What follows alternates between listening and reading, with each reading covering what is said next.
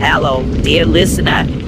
Welcome to my channel, where stories are so scary that only the bravest and most fearless can listen. If you are sure that you are brave enough, subscribe to my channel and I will question your bravery. But before you do, let me warn you, these stories are not for the faint of heart. They are not for people who scare easily. They are for people with ice in their veins and darkness in their hearts. If you are one of those people, then I welcome you. Come closer, listen closely, and prepare yourself for the horror that awaits. Last year was the very first and last time I'll ever go on a blind date. At the time of the story, I had recently got out of a very long-term relationship and just starting to get out there and meet some new people. Meeting new people has always been difficult for me, as I am on the shy side and really don't like putting myself out there. I was set up with a man named John from a co-worker, and that is John, not the John. He made that very clear from the start. We exchanged numbers to our mutual friend and started to text each other. At first, things seemed to go very well. He seemed normal, but again, we hadn't met and hadn't really had many in-depth conversations. After about a week of texting, we decided to go on a date to our local fair. People from all over the state drive and even stay at the fair. It's a pretty big gathering with thousands of people attending every year. I figured that if this guy is a lunatic, at least I can run and scream and there will be tons of people to get away from him. I think everyone who meets someone usually does so in a public setting, right? The day finally came, and he surprisingly looked exactly like his pictures that I stalked on social media. He was on the taller side, definitely over 6 feet, muscular build, dark black hair with dark eyes. The night started out fine, other than a few weird topics he brought up in conversation, but I really didn't care too much because I was socially awkward and usually couldn't find much to say when meeting new people. We got food together and I paid for my portion, which I don't mind because I am an independent person. Around 9:30 p.m., it was almost completely dark. He asked me if I wanted to ride the giant Ferris wheel. It actually sounded nice, and I was looking forward to it, and thought, hey, it could be kind of romantic for a first date. This was one of those huge Ferris wheels that overlooked the entire fairgrounds, and being that it was dark, you could see all the lights from up above. We got in mine, and it was a pretty long wait. But he talked almost the entire time, which was fine with me because it made me seem less awkward as I just listened and got to know him a little better. The only thing that seemed a little off was that he kept exchanging this weird glance with the couple behind us in line. After doing this several times, it was more than coincidence, so I asked him if everything was okay.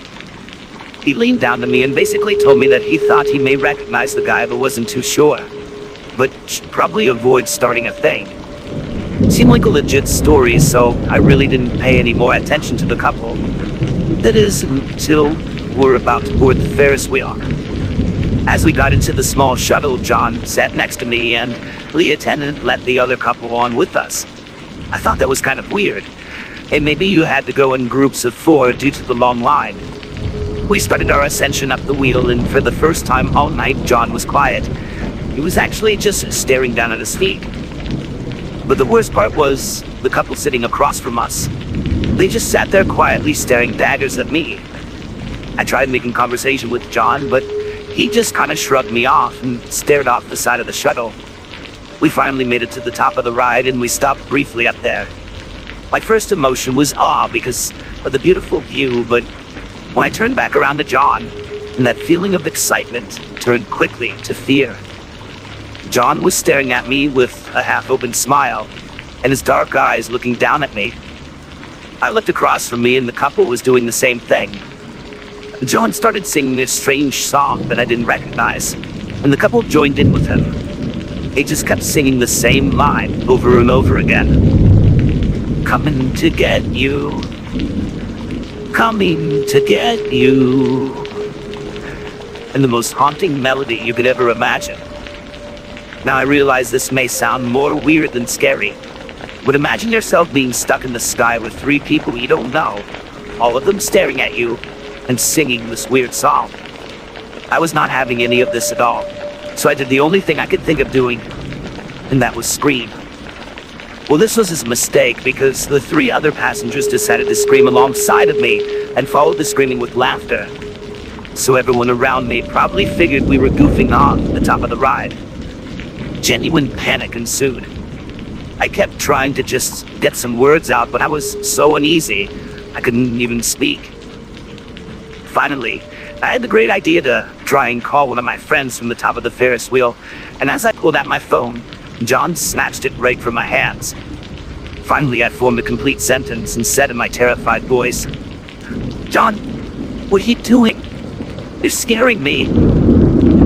He laughed and responded in a sinister voice, "I'm just getting you ready for when he shows up."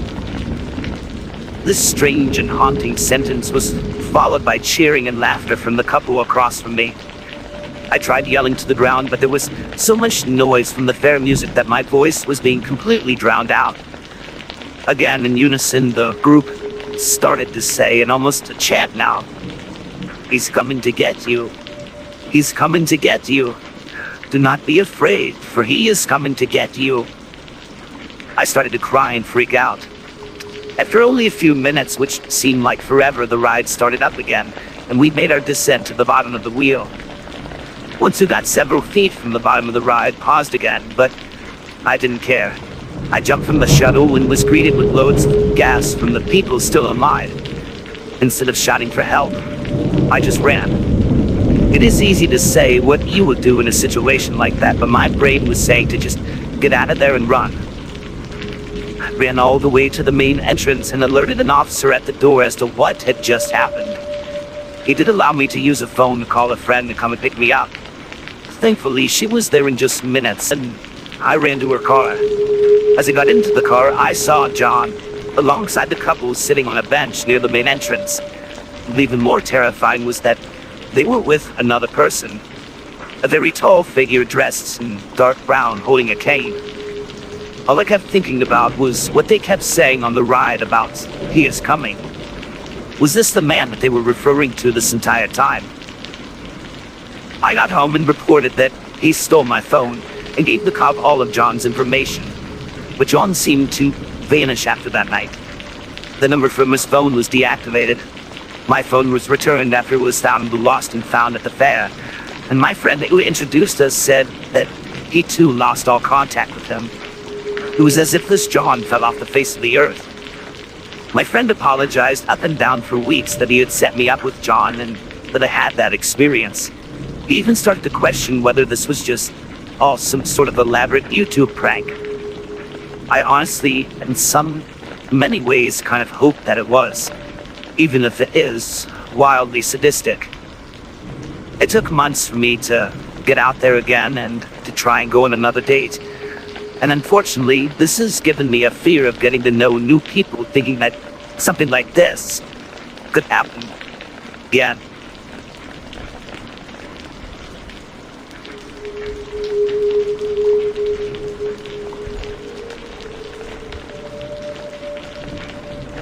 I have heard and read a lot of horror stories on the internet, and I've always been quick to dismiss them as fake or fabricated.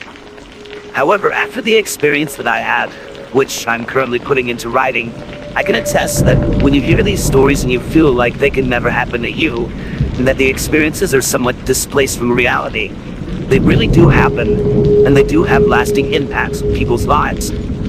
My experience was easily the most horrifying and disturbing experience of my life.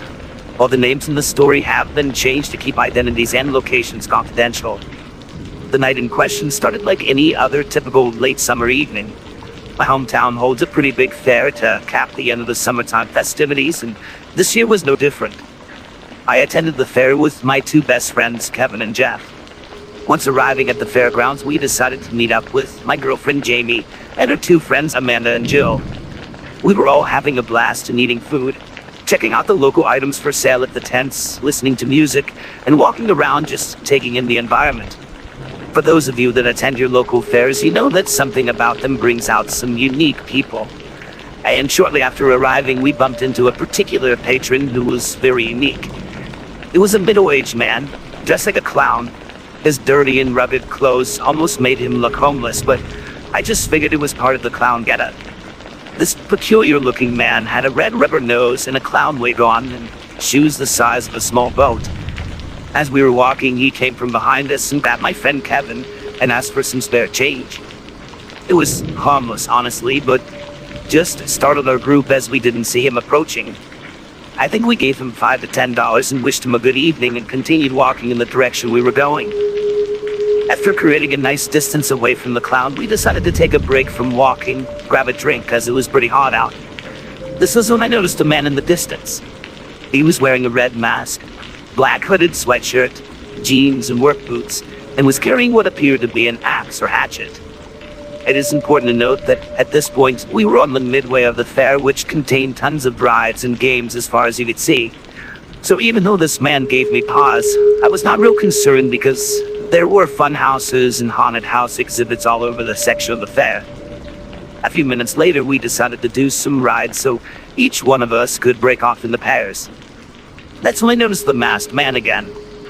We were on one of those old-fashioned wooden roller coasters when I noticed the man was standing behind the attraction. As soon as the ride ended, I kind of made a dash towards the exit of the ride. Kevin and Jeff were kind of annoyed and finally yelled for me to stop. Several yards away from the roller coaster, I told the group about the masked man and how I wanted to tell some kind of fair security, just to see if this man was in fact part of the fair, or a crazy person walking around with a weapon. The group laughed and told me to calm down. They pointed to one of the haunted houses, and there was a zombie standing outside scaring people online. A few more exhibits down was a fun house where a killer clown was messing around with guests. They told me to relax and that the Axeman was just part of the fair. I agreed and went back to trying to have a good time with everyone.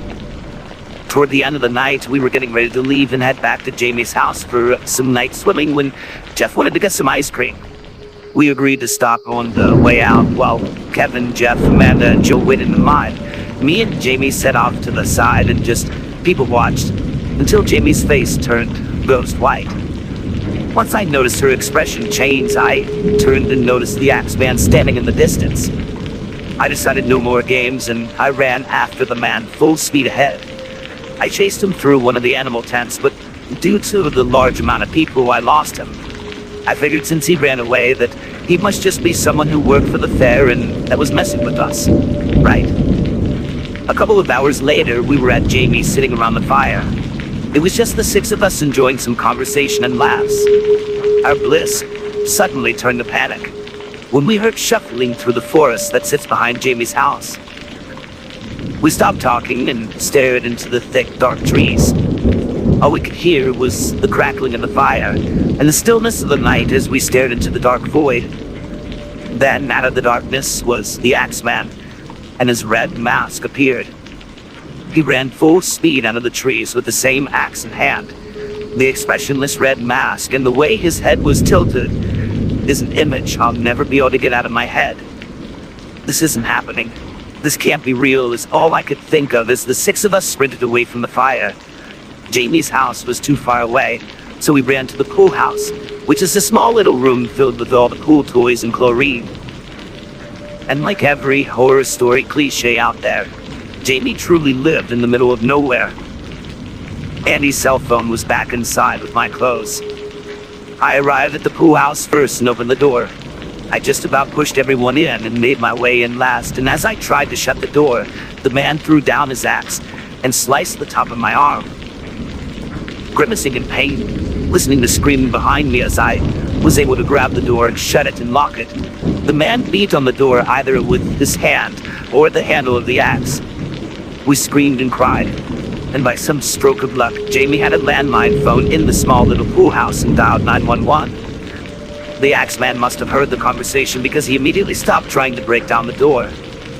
We peered out the window and noticed the figure facing the door but not moving. His black eyes staring out of the red mask, holding the axe with both hands. He then lifted the axe and threw it at the door. After just a couple of seconds, he removed the mask, and this was when I realized he was not a he at all, but a woman. She had makeup running down her face, as if she were crying all night long. She fell to her knees and began to scream and cry. The emotions we all felt at this moment were almost indescribable. This is when I noticed Jeff looked like he was about to be sick. The woman with the axe was his ex-girlfriend from college that none of us had ever met. He was in shock and clearly at a complete loss for words. No sooner after this revelation did the cops show up and promptly arrested her. We all gave our statements and went our separate ways. Me, directly to the hospital. Thankfully, I only had to have about 15 stitches, but it could have been much, much worse had it reached the bone. Jamie stayed with me that night, just to make sure that we were going to be okay. Now I know writing this story does sound ludicrous, and it might be a stretch for some of you to believe, but I know the fear that I felt that night, and the raw emotions that will impact my life forever. Everyone be careful out there, and always be aware of your surroundings constantly. And also, be aware of people's histories, and the things that might come back to haunt them.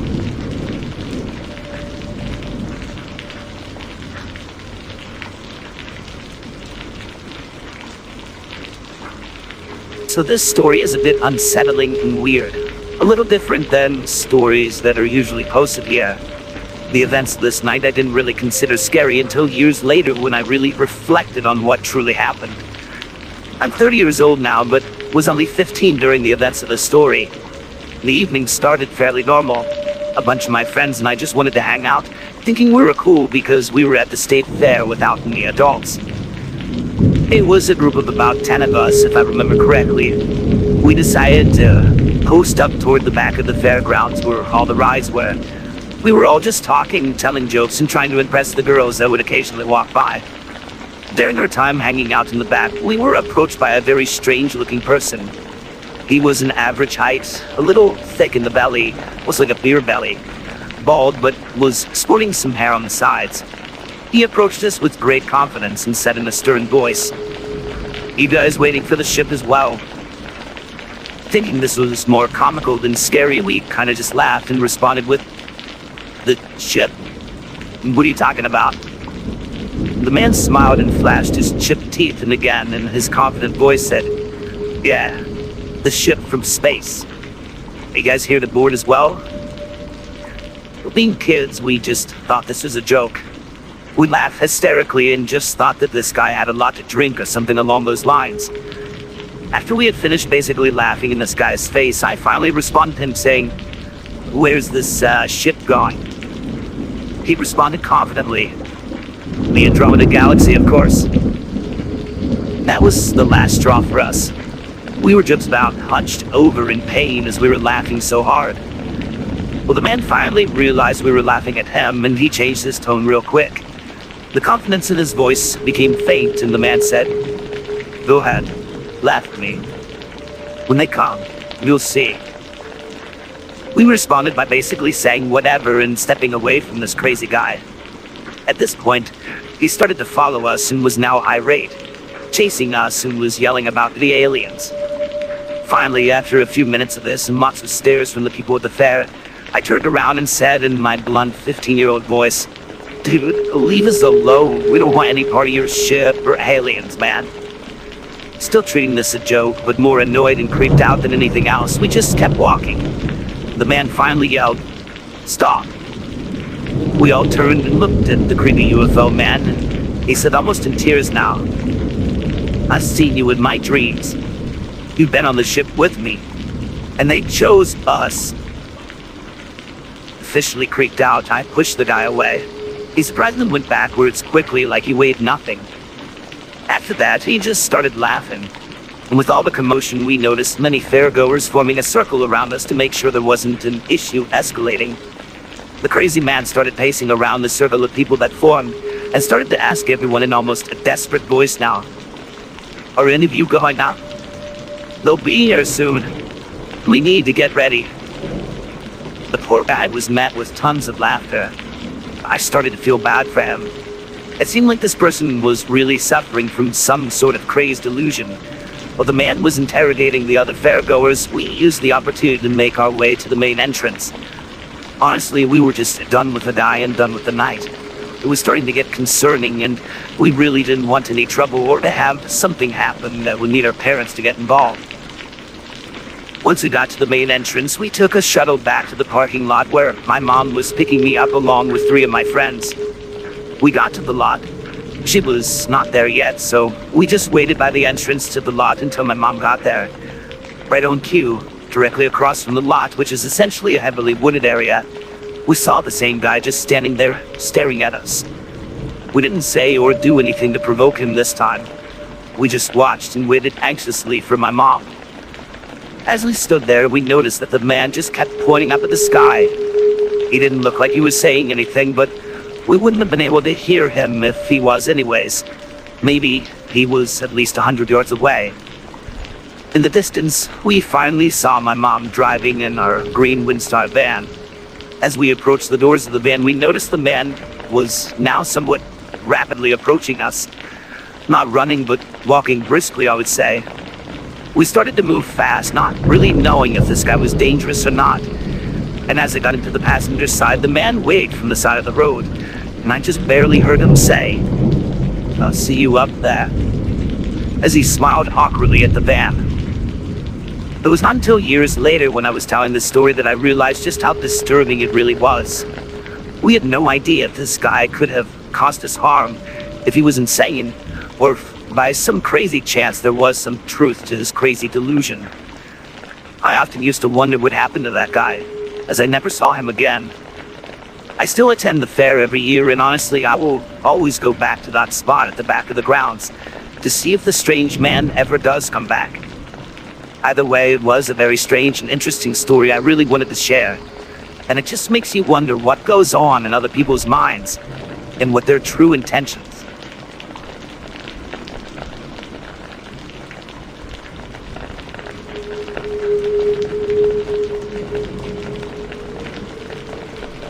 One of my job responsibilities working for the county was to work maintenance at the fairgrounds each summer before school started back up. I never had an issue with the extra assignment, as it would usually lead to overtime and the extra money could always help out at home. Typically, we would have a crew of 5 or 6 people who would work the fair. All of us would work after hours and work on specific areas of the fairgrounds. My assignment for this year was the animal barns. Now, these weren't really barns, but were buildings with stalls and pens for the animals to stay for the duration of the fair. We didn't have to worry about feeding or cleaning up after the animals for the most part.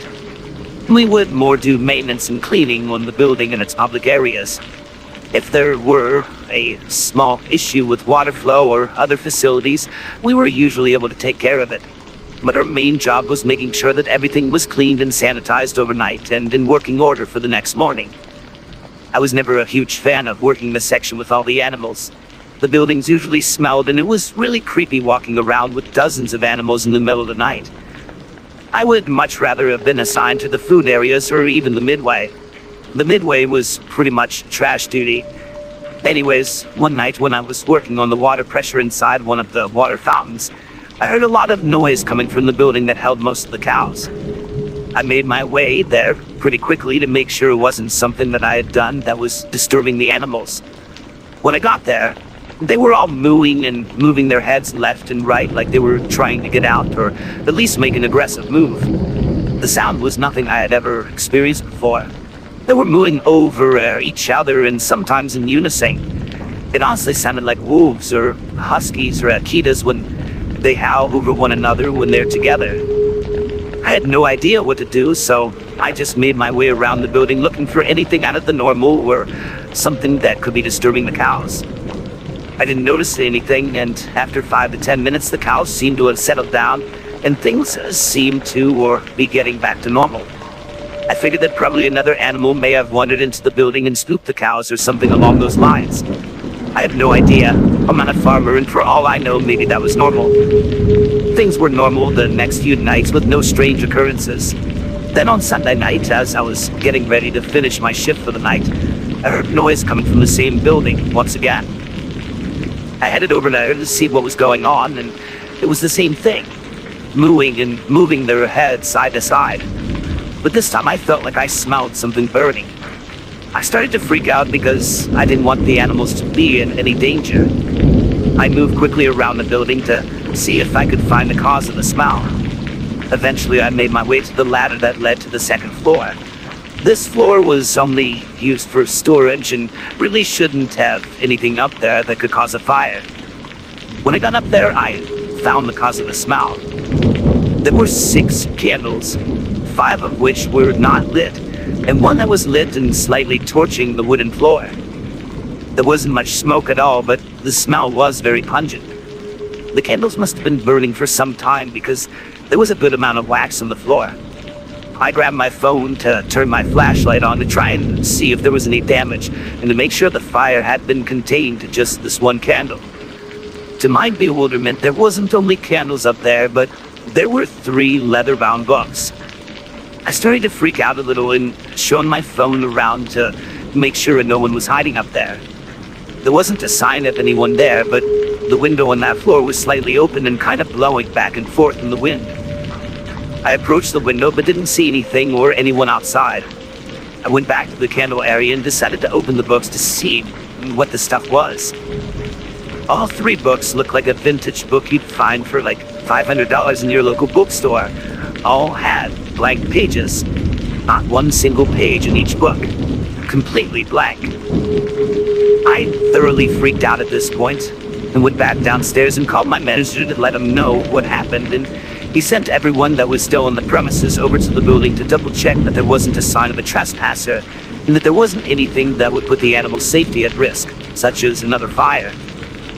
Nothing else of note happened that evening, and the next Monday was the last day of the fair for the year. My coworkers didn't seem concerned, and honestly at that time I don't think I was either. But reflecting back on this, I'm not exactly sure what I stumbled upon that night. Was it a random person who was trying to sleep in the building? Was it someone who was up to something more sinister? And what were they doing that was making the animals so upset? If anyone has any comments or suggestions, I would look forward to hear what you have to say.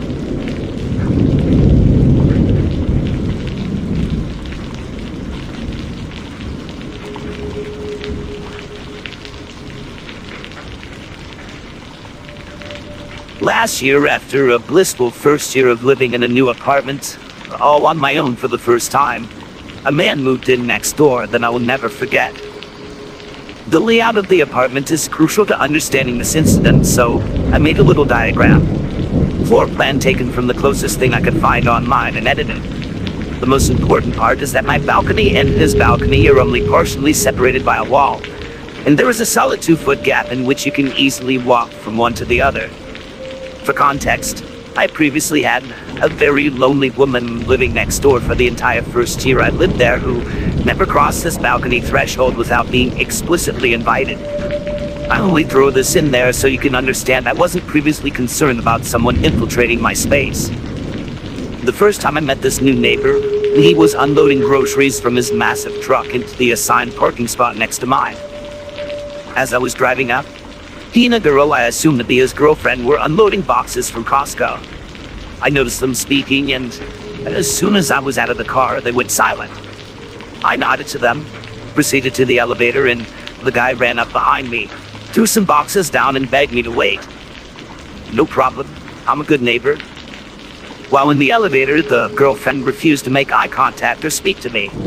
A little weird, but I just thought she was shy, but he quickly introduced himself and was extremely chatty. In the 45 seconds it takes to get to the floor where our apartments are, he asked how I liked the place, where I was from, and where I worked. Looking back, his enthusiasm was a little strange, but I chalked it up to him being excited to be in a new place. For the sake of the rest of the story, we'll call him Sam. Sam was maybe 33, 6 foot tall, with a slim muscular build and had hair buzzed extremely short, as if Damascus bald. Pretty average looking by all accounts. The first few weeks we run into each other often, and he always makes small talk, and always refers to me as Miss. I assume it's because he forgot my name but wanted to be polite. I almost never see his girlfriend after the first night, but occasionally I can hear him talking to a lady in his apartment as the walls are reasonably thin. One night, about 3 months after Sam moved in, my boyfriend is spending the night and we were watching movies on the couch. It's maybe 11:30 p.m. The back of the couch is against the wall I share with Sam, and we hear some banging noises. My first thought is that him and his girlfriend must be getting it on. Boyfriend and I laugh and turn the volume up a bit to drown them out. Then, in addition to the banging, the neighbors begin to scream. We can hear objects being thrown, glass shattering.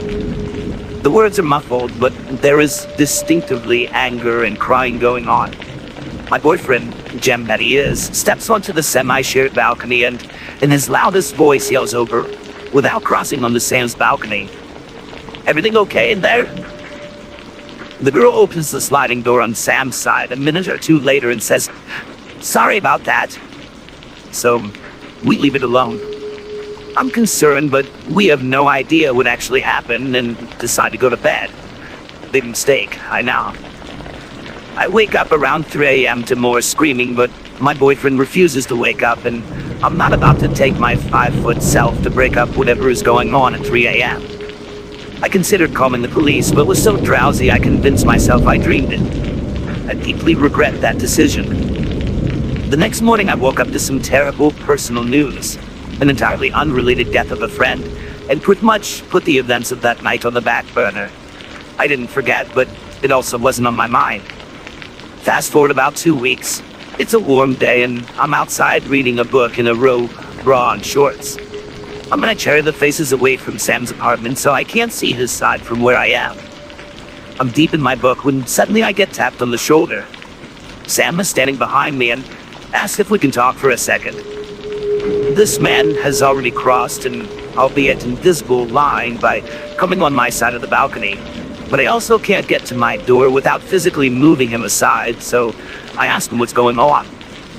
He told me it was his birthday, and asked if I knew where to get some Mary Jane because I seem like a girl who knows how to have a good time.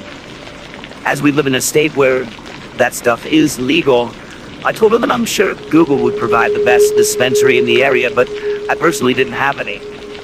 He proceeds to tell me how drunk he got last night, and at this point I'm itching for an exit. As I start to move, as if to signal I'm done talking, he reaches out from my shoulder and tells me he hit and scratched my car last night because he was driving very, very wasted. Remember his massive truck? He says all of this with a smile on his face, almost laughing. I'm surprised, but mostly want to get away from him because my creep senses are starting to tingle, and I don't want to blow up at him for hitting my car.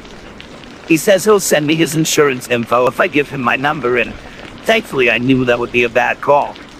I make a bad, nervous joke about knowing where he lived and said if the damage was bad enough, I would knock on his door to get his insurance. He counters by saying he will leave a note with his info on my door. He retreats from my balcony while also saying he'd prefer to just pay me cash and not involve insurance. I give it an hour or so and then I head down to assess the damage. I did this because I didn't want to walk down at the same time as him and risk having him follow me. Sure enough, there are 2 long new scratches on the driver's door. They're not deep, just kind of superficial or worthy of a call to insurance immediately. I really just didn't want to get involved with him in any way, so I decided I could deal with the scratches, but this little event has kind of shaken me. At this point, I knew something was off with him. Nothing unusual happens as far as I'm aware this night. The next day is Saturday, and as I had to work the next day, I'm home alone, watching some action-y movie, and it's around 11 p.m. I'm on the sofa with my cat curled up on me, and the movie is relatively loud, so it takes me a little while to register this banging noise coming from the hallway of my apartment building. I honestly only noticed because my cat had woken up and got all puffed up and freaked out. I turned down the volume of the film, and suddenly the banging is getting louder and louder. And just as I stand up, I hear the 5 words no one wants to hear coming from their door. "Open up! It's the police!" My stomach dropped to the floor. I had lied to Sam the day before. I totally did have some ganja on me, and I had smoked a joint outside on the balcony, the part farthest away from Sam's, maybe 20 minutes before. I'm totally panicked, high as a kite, and trying to control my breathing so I don't immediately come off as suspicious before I answer the door. I remember checking the peephole to see a close-up of a cop's face, and then opening the door, coming face to face with 6 officers, all with guns drawn. I'm about 0.5 seconds away from completely peeing my pants in fear, still convinced I'm somehow in trouble for smoking a joint. The officer who seems to be in charge can sense instantly the level of panic, and he says, "Ma'am, you're not in trouble. We need to speak with you about your neighbor. Can we come in?" At this point, I'm reeling, and my whole being is tense. I let the cops in, but my heart hasn't moved from my throat. The policeman in charge asks me about any interactions with Sam. I tell them I barely know him, that he just lives next door, only moved in a few months ago.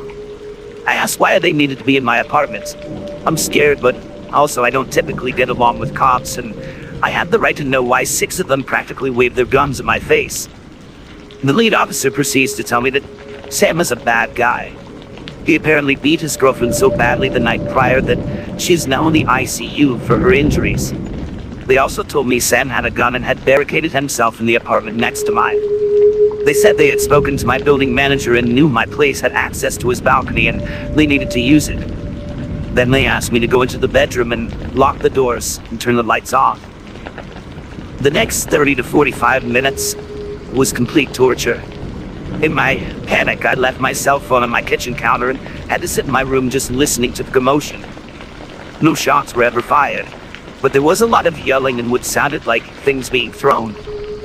Eventually, after what felt like a lifetime, the main officer knocked on my door and told me that Sam had been arrested and thanked me for letting them use my apartment. They asked me questions for maybe 15 more minutes and left. I wish this is where the story ended. There's a bit more. And the days following Sam's arrest, I became even more panicked about him coming back to the apartment building, worried about retaliation. I hadn't said anything to the police to technically incriminate him.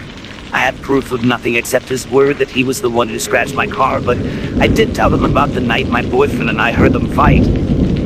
About 5 days later, Sam reappeared at the building as I was coming home from work one evening. He tried to approach me, but the elevator shut just as he was running to catch it. My whole body got tense, like the feeling when you come this close to getting in a car accident but narrowly avoiding it.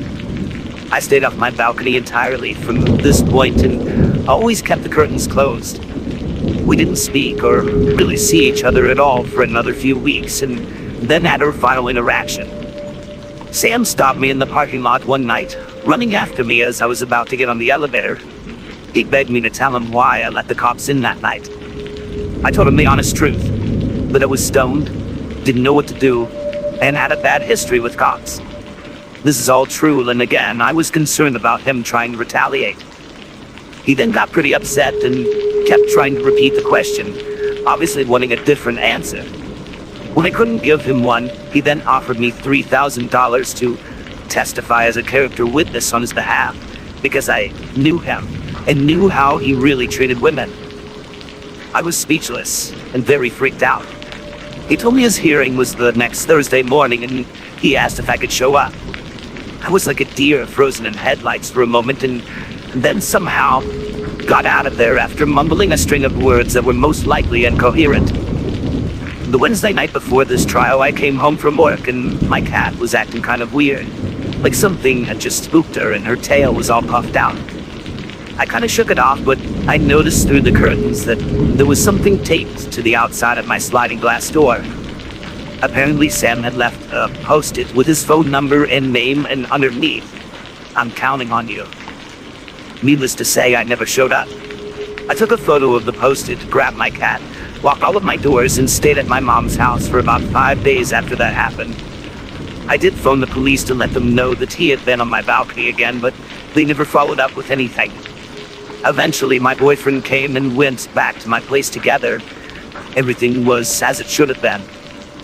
I never saw Sam again, but a few weeks later, a lady that I'd never seen before was cleaning out his apartment.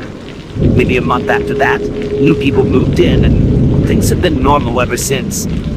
I tried calling the police and the county jail to see if he was in lockup again, but no one was able to release information to me. I'm hoping that means he's there, if he did what the police said he did. So to Sam, I will say I'm not really sure what happened, but my biggest regret is not calling the police when I felt like I should have in my gut. And I hope to God I never see you when you get out.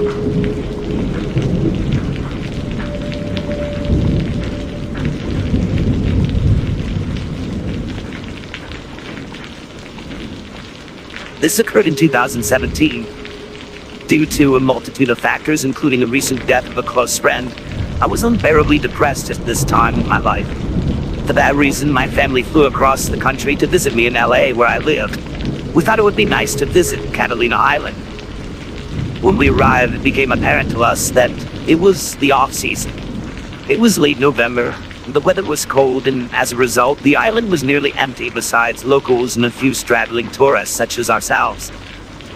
Our first priority was to ditch our luggage so we could explore the island, so we immediately checked into our motel, though that word hardly does the place justice. I call it a motel because all the doors to the rooms exited to the outside, but in actuality, our room was one of 20 to 30 quaint guest house-looking buildings arranged in a sort of horseshoe shape around the walkway with rooms on either side of the path. The entrance to the motel was essentially one of the points of the horseshoe, and if you walked dead straight, you'd reach the room we were given, essentially on the corner before you have to go right to go further into the horseshoe.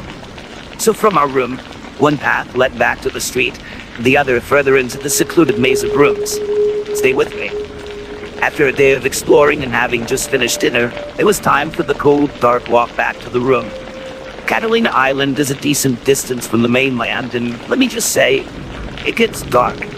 Similarly dark was my headspace after the dinner conversation took a left-hand turn and my overwhelming depression got the best of me. I had pulled my black hoodie tighter over my freezing ears and walked ahead of my parents to the hotel room, telling them I just needed to go to sleep. And I did immediately. Depression sometimes makes that easy.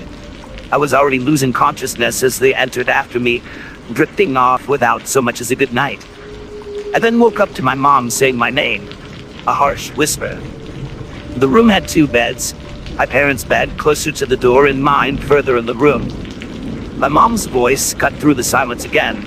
She sounded concerned for me. I didn't blame her, considering my mental state at the time. Groggy, I rolled over. "What?" I asked. As my eyes adjusted to the dim moonlight coming in through the curtains, I saw her turn to face me. She was surprised to see me in bed. Her eyes got wide. If I'm in my bed, who was she talking to? We both looked back to where she was previously looking to see a hooded figure in all black, standing over their bed. Now I know this is Let's Not Meet, and you are reading this knowing a creepy thing is going to happen. It is in the title, but understand how horrifically startling it is to be on an island in the middle of the ocean and wake up to see a hooded stranger looming over you. This moment seemed to last forever. Life isn't like movies where characters unleash a blood-curdling scream. Sometimes the only thing that comes out is something panicked and guttural. My mom's words became low and severe as she said my dad's name in a dire voice I'd never heard her use before. Then the hooded figure did something so bizarre and unsettling. It didn't advance towards us, but instead crouched in the corner near where it stood. The way it crouched was absolutely unexpected, even in regards to this already unexpected situation that had terrified me. It seemed animalistic. I knew two things. The hooded figure had been standing over us sleeping, and is not acting in any sort of way that I can understand. As opposed to the infinite moment of this figure standing over us mere seconds ago, the series of events that unfolded when my hulking ex-military dad woke up happened in an instant. Suddenly, we were out the door, not knowing which way the intruder went. My mom was screaming, "Get him! Get him!" My dad was running down one path of the horseshoe further into the hotel, shouting through sheer adrenaline, "I'm going to kill you!" I ran down the other path towards the street. When I got there, not a sign of the intruder. When it became suspiciously quiet behind me, I ran back to the room to find my dad quietly walking back, his head low. He gets really close to me and I hear him say, "It's a freaking kid."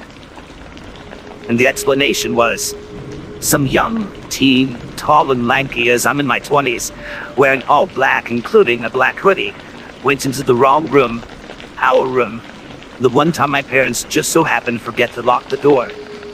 My mom woke up when he entered and seeing a tall person in a black hoodie, thought he was me, assumedly leaving the room in a depressive episode. And when the hooded figure crouched, that was him realizing his mistake and panicking. He was scared of us. As I got back to the room, my mom walked out and hugged this kid, who is now crying his eyes out. I would be too if a massive ex-soldier was sprinting after me, with murder in his eyes.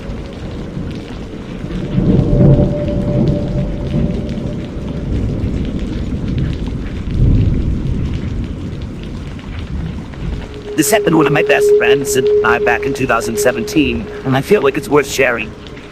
My best friend Elise was dating this guy Mark in 2016. They broke up right as New Year's was approaching. I've known Elise for over a decade, but we didn't talk much while they were together.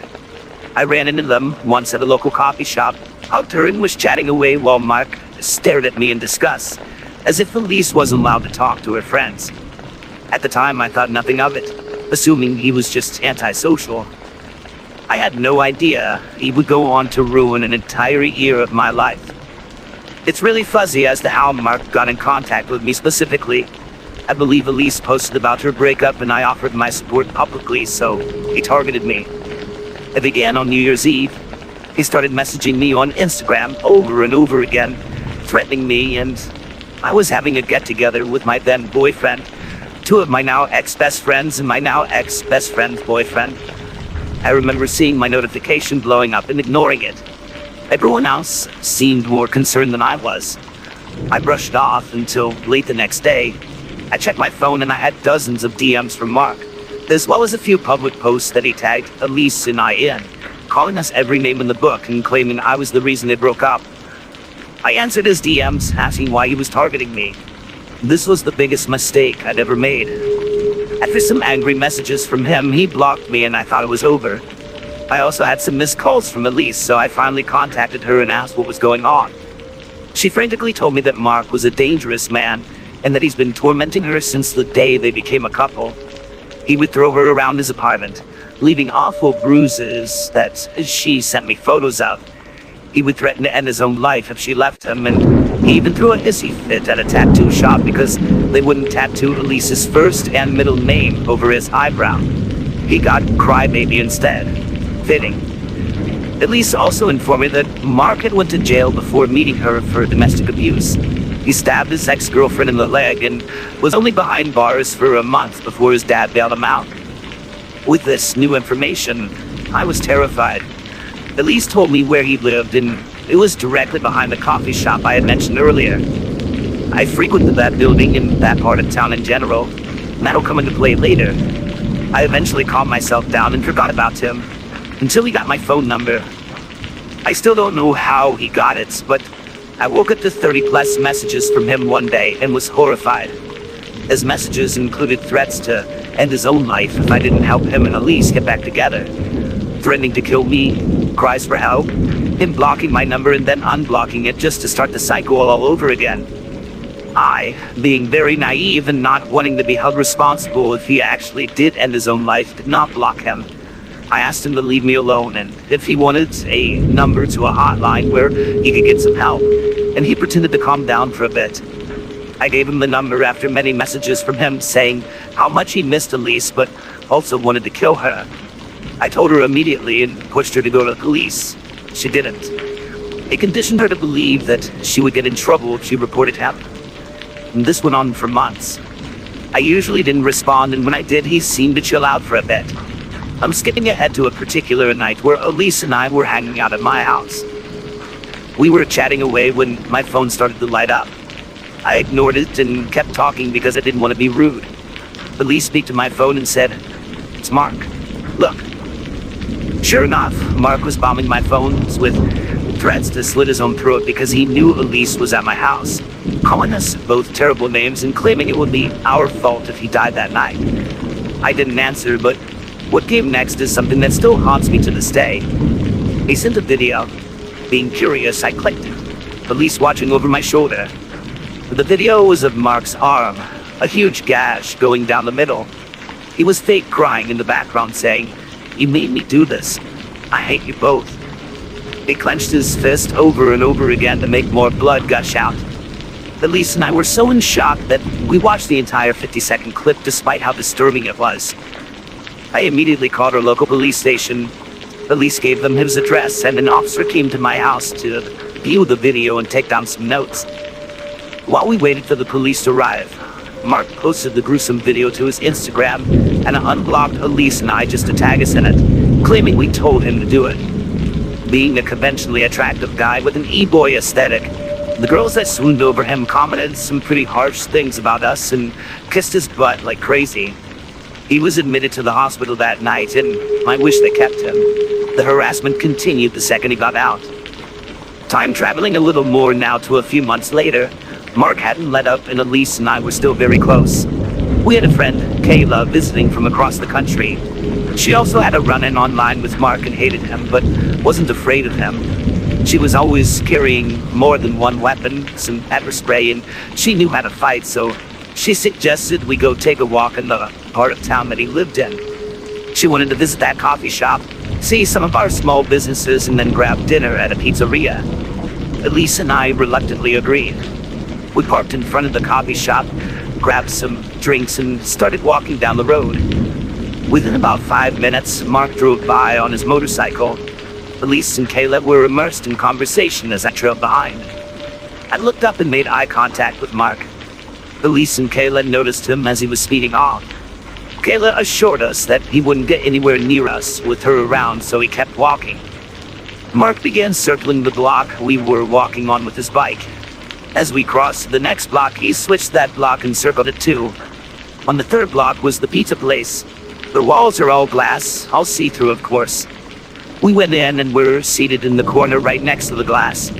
We sat there for about an hour and a half, eating, talking, and sipping on soda. Mark circled the restaurant the entire time, and we did our best to ignore him. Once we were finished and got up to leave, Mark sped off and we didn't see him again that evening. Some time passed and Mark began riding by Elise's house every night. Within a week, he started doing the same to me. I told my parents and my stepfather, who kept a close eye on our street. My mom always made sure our doors and windows were locked, shades were shut before going to bed. My dad would even do a nightly patrol where he would drive around my street for a few minutes on his way home from work, since he no longer lived there. He would call me and let me know that the coast was clear as he was leaving. I still woke up almost every night to the sound of his motorcycle engine revving outside my house. We had no proof of this to show the police because he was somehow doing this without a trace, so we didn't bother reporting it. At the end of 2017, Mark took his motorcycle and sped off to California to avoid the legal trouble he'd gotten into here. Elise and I were relieved, to say the least. He still harassed us from time to time, but he never came back. We stopped hearing from him after a while and we thought nothing of it. Fast forward one last time to September of 2019. Elise and I were out and about, enjoying the sunshine, when she got a phone call. Mark was dead. He had died right after his calls and messages to us stopped. He got into it with his new drug dealer in Arizona and made them angry enough for them to shoot him, and he died instantly. He also caught 2 more domestic violence charges in California and Arizona and was on the run from his warrant. His father told everyone it was an accidental overdose because Mark was known for abusing Xanax and other miscellaneous drugs, but it was to cover his sociopathic sons. But I'm not sure if Mark's death was his karma or some higher being protecting us. And all the girls he's hurt before and would hurt in the future, but he's gone now. We never have to worry about our safety because of him ever again. Although seeing photos of him does still give me the creeps, and I feel terrible that he had to come to such an unfortunate demise.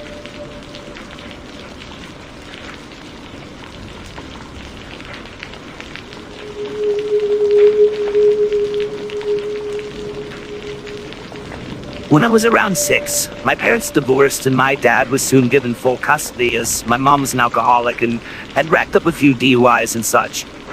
Anyway, me, my younger sister, and my dad moved to a new neighborhood and we transferred to the nearby elementary school. The school was pretty close to my new house, maybe 5 to 7 or so blocks away, close enough to walk. But my sister and I, also a girl, were too young to walk alone. Sometimes our dad would walk us to school in the morning and then walk back, and less commonly, he'd walk to pick us up. Most of the time, he picked us up in his black Mazda. The way pickups worked at my school was pretty common. We went out with our class, stood by our teacher and classmates, and when a car pulled up, designated staff members would ask who the student was that they were picking up and then go find them from their class and escort them to the car. Seeing as my mom was in jail at this time, the only person who ever picked me up was my dad. One day I was in 3rd grade and my sister was in 1st. We were outside waiting to be picked up.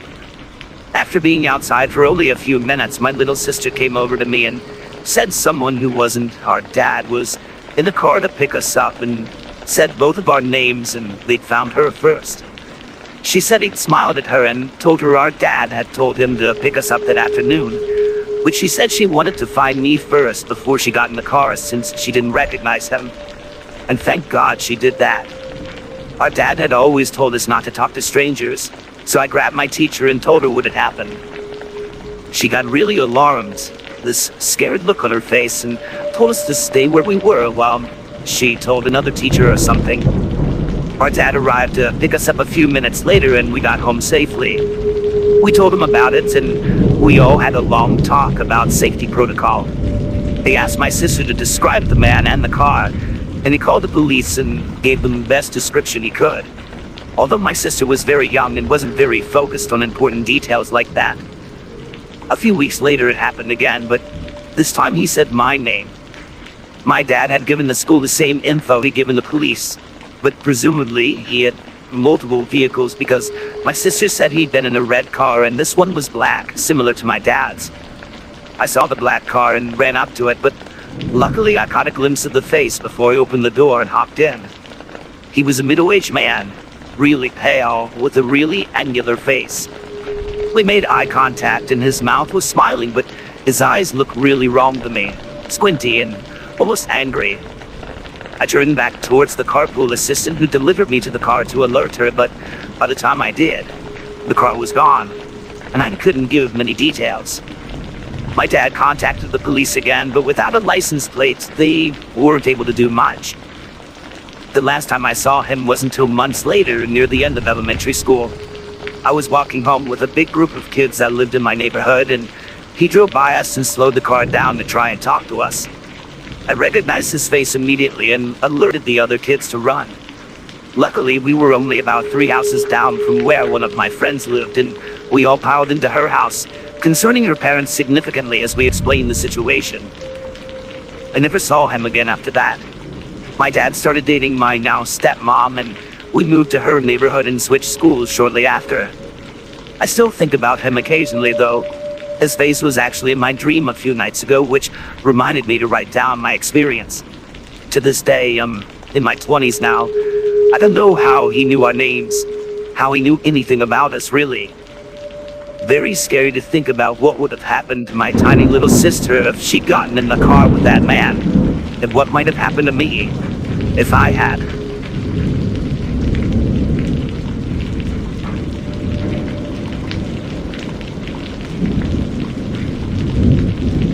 For more bone-chilling narratives that will keep you at the edge of your seat, subscribe to my channel. By doing so, you'll gain access to a growing collection of real-life horror stories that will both captivate and energize your senses. Join the community of fellow enthusiasts, and together, let's explore the eerie unknown. Subscribe now, and prepare for more terrifyingly true tales that will leave you craving more.